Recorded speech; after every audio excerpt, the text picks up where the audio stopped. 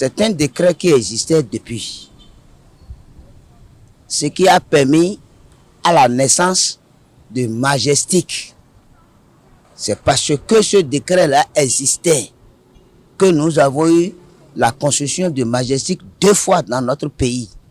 Mais aujourd'hui, je félicite encore le ministère des cadres de vie qui vraiment s'est réveillé au moins pour que au moins dans les quartiers et dans nos fonds, nous soyons tranquilles face aux décibels que ces gens-là viennent nous installer et crier à longueur de la journée, soit disant qu'ils sont en train de fêter, sous la coupole de chers quartiers. Dans ma maison, je peux mettre ma bâche dans ma maison. Donc, ils n'ont qu'à venir nous donner beaucoup plus d'explications. Parce que moi, je n'ai pas bien compris cette interdiction-là. Les baffes à haute dose qu'on mettait dans les maisons pour des cérémonies, là, ils ont interdit ça. À un moment donné, tu ne vas pas jouer la musique à haute voix. Tu rabaisses le volume. J'accepte ça. Même les moulins là, j'accepte ça. Même les muezzins dans les mosquées, c'est bon. De 16h à 20h ou bien à 22h, de 22h à l'aube, tu ne dois pas émettre. C'est bon. Maintenant, pourquoi interdire encore les bâches? Pourquoi interdire les bâches? Et ceux qui louent les bâches là, les chaises là, ils veulent les affamer. Le gouvernement veut les affamer. Parce que c'est de ça qu'ils vivent. Interdire les bâches, pourquoi? On les oblige désormais, eux-mêmes, d'avoir des cadres appropriés pour quelque chose du genre. Comment ils veulent parler de... Souvent, ces artistes-là, ou c'est même pas quoi, c'est des gens qui pensent toujours conflit d'attribution, conflit. Mais ils n'ont qu'à se mettre en ordre qu'il faut. Selon moi, ce n'est pas facile au Bénin de se mettre ensemble. C'est pas facile. Mais quand ils veulent créer et dire que nous voulons mettre bâche dans tel fond, ceci, ils ne pensent pas aux riverains. Leur manger à eux embête le riverain qui vient embêter eux autres. Qu'est-ce que les bâches? Pourquoi? En tout cas, par quelle manière cela les dérange? Ou bien c'est une décision politique, ou bien une décision pour affaiblir certaines personnes, ou bien, je ne sais pas. Moi, cette décision-là n'est pas trop réfléchie, quoi. Ils n'ont qu'à encore revoir la mise en œuvre de cette décision. Sinon, ça n'en a pas le pays. Mais on voyage beaucoup. Moi, je vais au Nigeria. Combien de salles de fête il y a dans ce quartier à Kadiaon là? Là où nous sommes là, combien de salles de fête il y en a? Où 3-4 familles dans le même temps peuvent louer pour leur cérémonie. Combien de salles de fête? Parce qu'il peut y avoir une journée où on peut avoir 10 décès dans ce quartier. Et ces familles vont programmer le même jour pour enterrer leurs parents.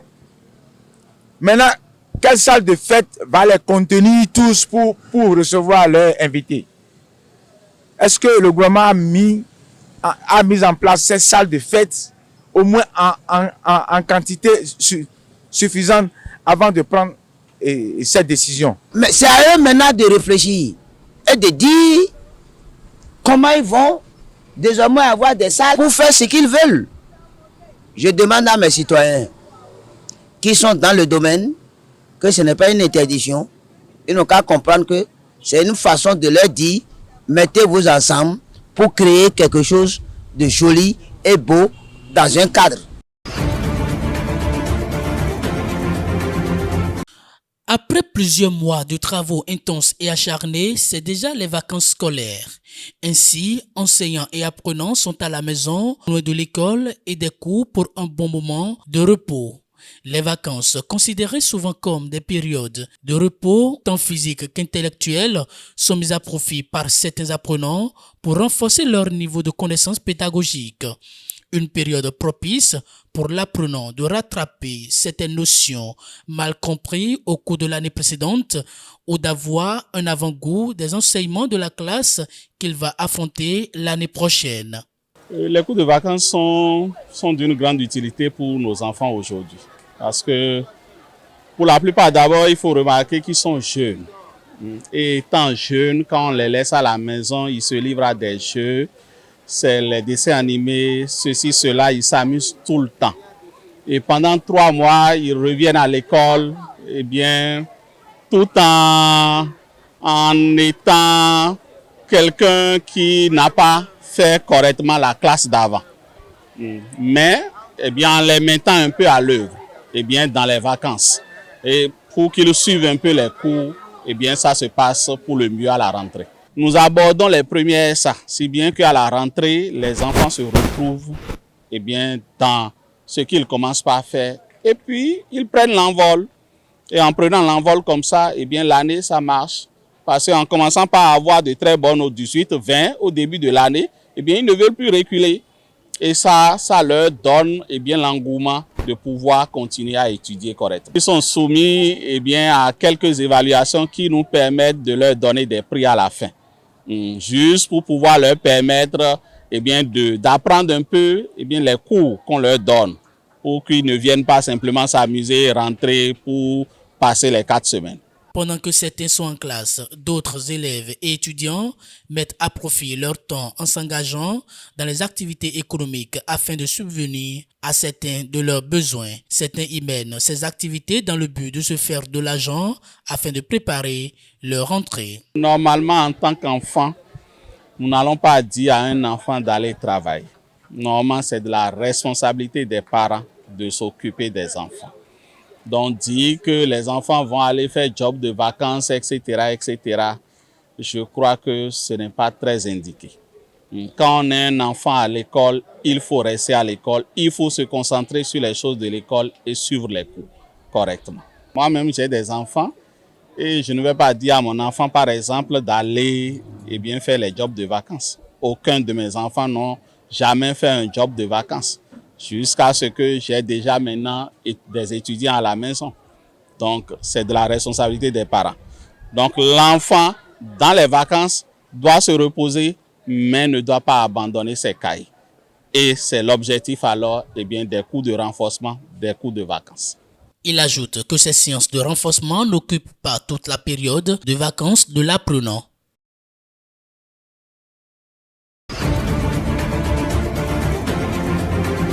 Le lundi 12 août 2024, aux environs de 21h, M.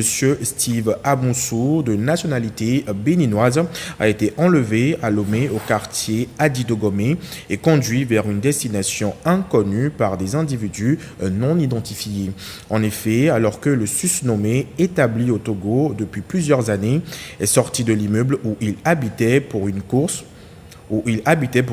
il a été appréhendé non loin de là par 4 individus qui visiblement y étaient en affût.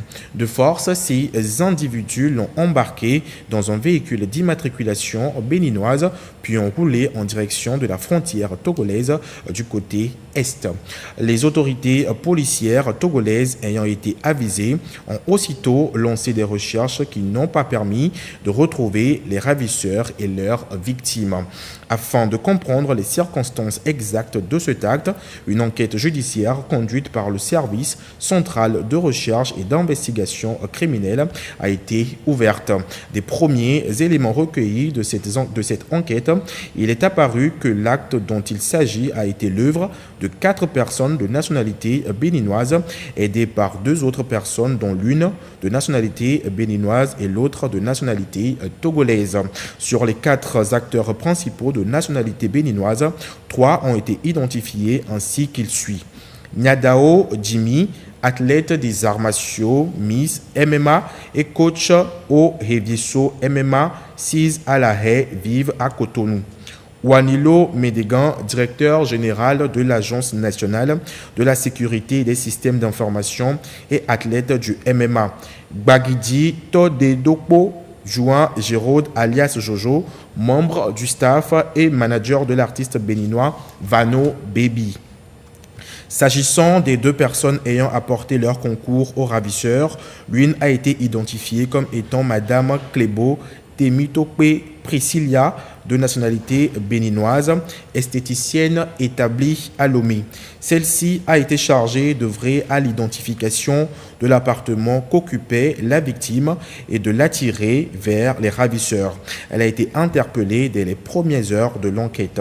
L'autre, du nom de Téléception, est un étudiant de nationalité togolaise travaillant occasionnellement comme conducteur de mototaxi à Lomé.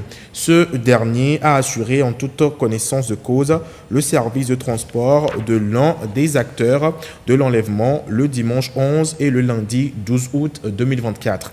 Arrêté quelques jours après le rapt, la perquisition de son lieu d'habitation a conduit à la découverte d'une paire de menottes qu'il dit appartenir aux ravisseurs. Les investigations ont par ailleurs renseigné que les 4 Béninois étaient entrés en terre togolaise depuis le samedi 10 août 2024 et ont eu le temps de faire les repérages nécessaires à leur opération. Ces faits commis sur le territoire togolais en violation flagrante du droit international et des règles en matière de coopération pénale internationale s'analysent en l'incrimination d'enlèvement ou séquestration au sens des articles 283 et 284 du nouveau code pénal. Ceci a justifié et commandé une enquête judiciaire à l'issue de laquelle Dame Clébo, Temitope, Priscilla et Monsieur Téléception ont été présentés au parquet de grande instance de Lomé le 23 août 2024. L'enquête préliminaire et l'interrogatoire des 2 suspects au parquet ont mis en évidence des éléments à charge quant à leur concours à la commission des faits susvisés. Une information judiciaire a été requise pour fait d'enlèvement et complicité d'enlèvement. Les 2 suspects ont été aussitôt inculpés de complicité de cette infraction par un juge d'instruction, puis mis sous mandat de dépôt. Les autres personnes ayant agi comme acteurs principaux dans les faits dont il s'agit ont été également visées par l'information judiciaire ainsi ouverte. À l'encontre de celle-ci, des mandats d'arrêt ont été requis. Un communiqué signé par le procureur de la République, Talaka Mawama.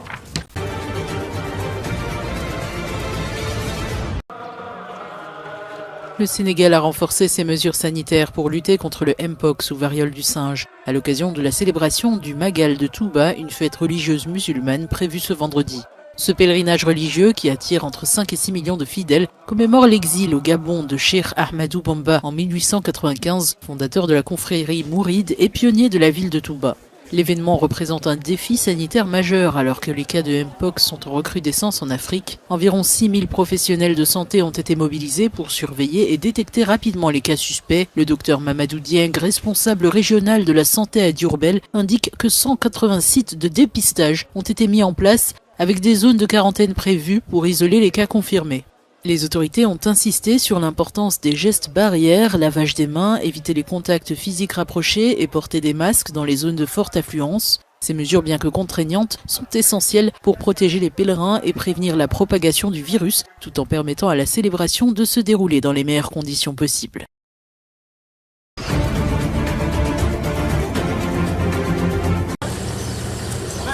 Le Soudan est confronté à une grave épidémie de choléra, qui a déjà infecté des centaines de personnes, selon les autorités sanitaires. Le choléra provoque une diarrhée sévère pouvant entraîner une déshydratation mortelle. Au début de cette semaine, une vingtaine de personnes en sont mortes. Amina, une réfugiée érythréenne, est en voie de rétablissement après avoir contracté le choléra.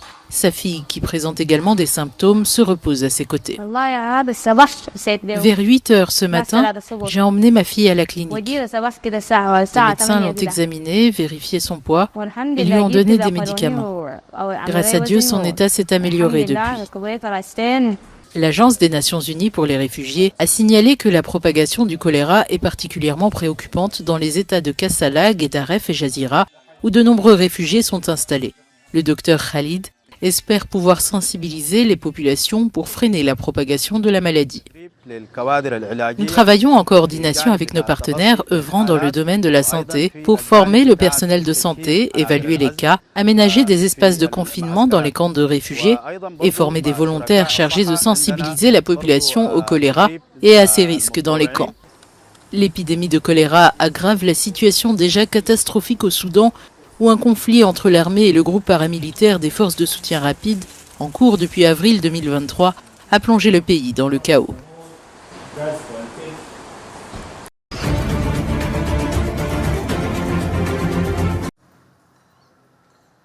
Il y a des années, Arthur Massimango vivait à Bukavu dans l'est de la République démocratique du Congo.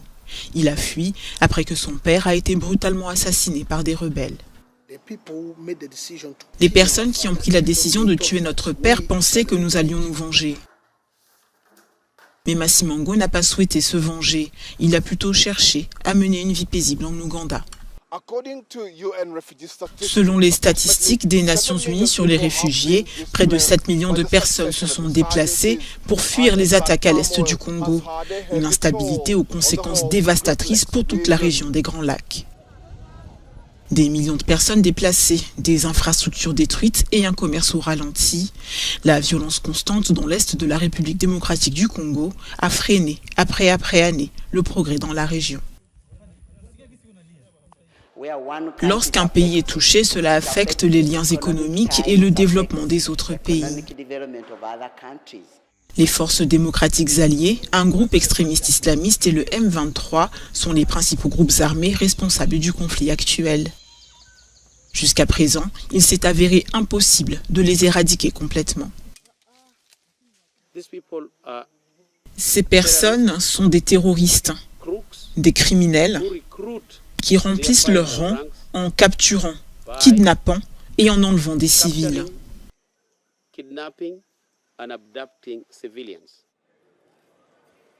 Des années de négociations et des accords de paix n'ont pas permis d'aboutir à une paix durable. L'insécurité dans l'est de la RDC reste une préoccupation majeure pour le gouvernement.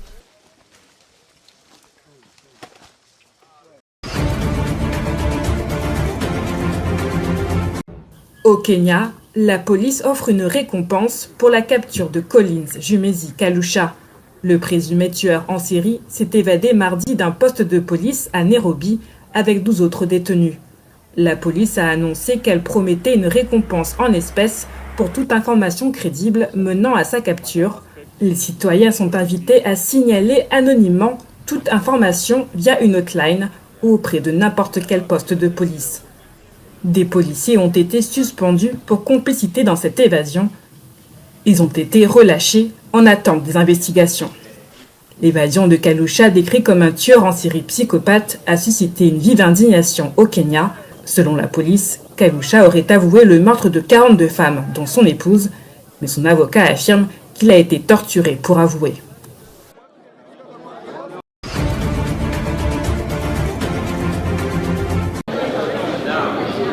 Au Mozambique, la campagne électorale en vue des élections générales du 9 octobre a démarré ce samedi 24 août. Le Frélimo, au pouvoir depuis l'indépendance du pays en 1975, se prépare à une nouvelle confrontation avec la Renamo, principal parti d'opposition né d'une ancienne rébellion anticommuniste. Philippe Nyusi, le président sortant, ne brigue pas de nouveau mandat, laissant la place à Daniel Chapo pour représenter le Frélimo. Ossufo Momadé conduira la Renamo. Une troisième force politique pourrait venir perturber les pronostics. Venancio Mondlane, avec son programme anticorruption, pourrait surprendre les électeurs. Les débats seront largement centrés sur les inégalités sociales et le conflit dans la région de Cabo Delgado. Concernant la crise au Cabo Delgado, le Frélimo a toujours refusé d'engager les négociations avec les factions djihadistes, alors que l'opposition prône le dialogue et met l'accent sur l'importance d'aborder les racines sociales de ce conflit.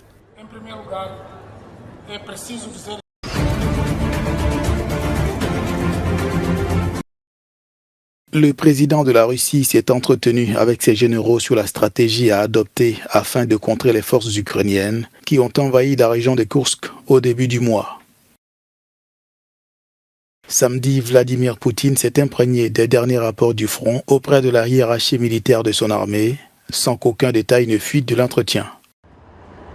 Pendant ce temps, une conférence de presse réunissait le président polonais Andrzej Duda, la première ministre lituanienne Ingrida Simonite et le président ukrainien Volodymyr Zelensky à Kiev, à l'occasion de la fête de l'indépendance de l'Ukraine.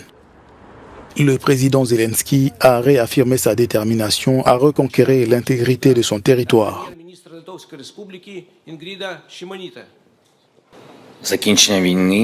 La fin de la guerre ne peut être que la restauration de l'intégrité territoriale de l'Ukraine et la prévention d'une nouvelle agression de la part de Poutine et de la Fédération de Russie.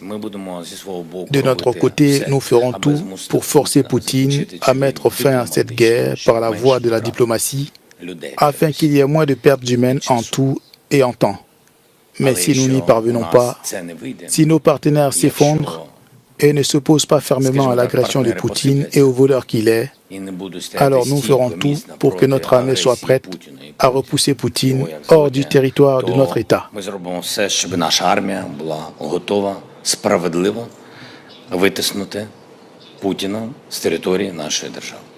L'offensive lancée par l'Ukraine en territoire russe avait pour but, selon les autorités, de créer une zone tampon et d'empêcher de nouvelles attaques de la Russie sur le sol ukrainien.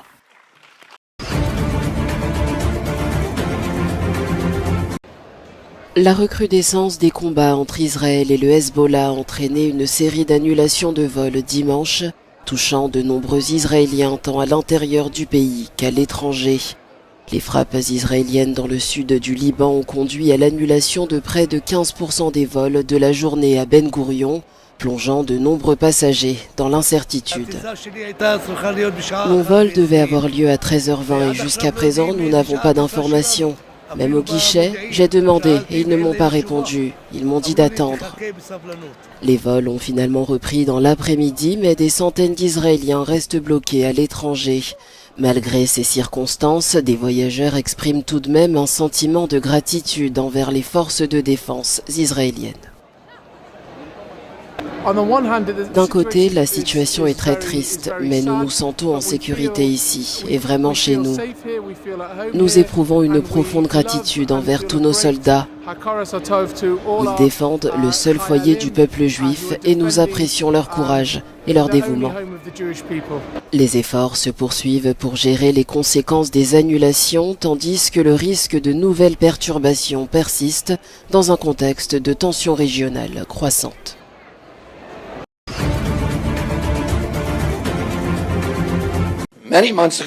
Aux États-Unis, Robert Kennedy Jr. suspend sa candidature indépendante à l'élection présidentielle pour soutenir Donald Trump dans la course à la Maison-Blanche en novembre. Lors d'un discours prononcé vendredi, le neveu du président John Kennedy, poids lourd de l'histoire du Parti démocrate, a déclaré vouloir se retirer dans les États où la bataille fait rage, car selon lui, sa présence dans la course favoriserait l'adversaire démocrate Kamala Harris.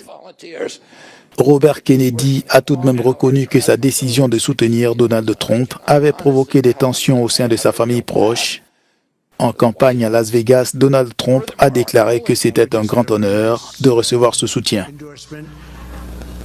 L'ex-président l'a qualifié de grand homme et a déclaré qu'il était respecté par tout le monde.